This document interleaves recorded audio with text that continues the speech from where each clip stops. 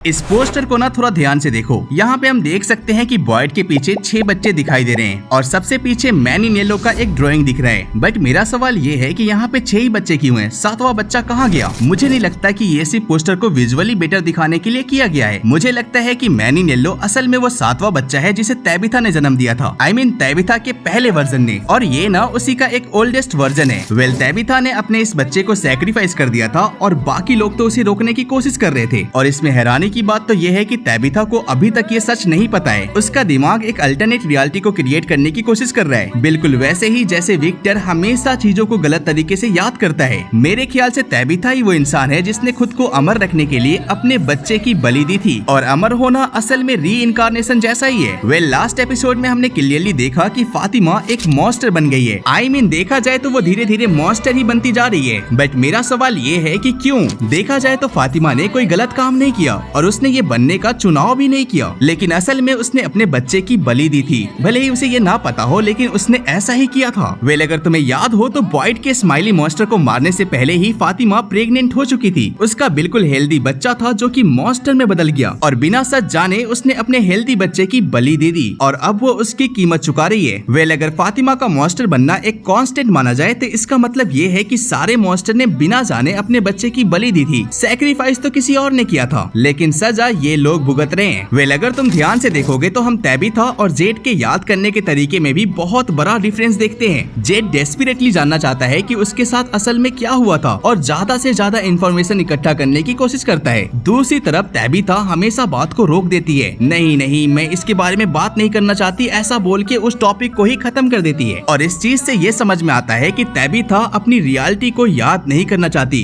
क्योंकि उसका सच बहुत ही खौफनाक है। वेल हो सकता है कि जेड वही इंसान था जिसने बच्चों को बचाने की कोशिश की थी और तैबिथा के पहले वर्जन ने आखिर में उसे मार दिया था। लेकिन तैबिथा का अंजाम और भी बुरा है क्योंकि उसे एक दिन याद आएगा कि असल में विलन वही है और मैन इन येलो भी केव वाले उन्हीं बच्चों में से किसी एक का ओल्डेस्ट वर्जन है। शायद इसीलिए उसने येलो कपड़े पहने हुए हैं ताकि ये बात इतनी ऑब्वियस न लगे। वेल तैबिथा और मैन इन येलो के लास्ट कॉन्वर्सेशन को देखा जाए ना तो ये किसी दोस्त या लवर के बीच में होने वाली बातचीत से ज्यादा एक माँ और उसके धोखे खाए हुए बेटे के बीच की कॉन्वर्सेशन जैसा लगता है। और एक आखिरी बात, सीजन 3 के एंड में जब जेड वो गाना बजा रहा होता है तब वहाँ पे सारे के सारे एनखोई किड्स समन हो जाते हैं और साथ ही साथ वहाँ पे पहली बार मैन इन येलो भी समन होता है, क्योंकि हो सकता है कि वो भी उन बच्चों में से ही एक हो और मैन इन येलो ही सदियों से ये गेम खेल रहा है और इस कहानी को बार बार लिख रहा है ताकि ये वो समझ सके कि उसकी अपनी माँ ने उसके साथ ऐसा क्यों किया था। वेल अब समझा कि ईथन हमेशा येलो कपड़े ही क्यों पहनता है।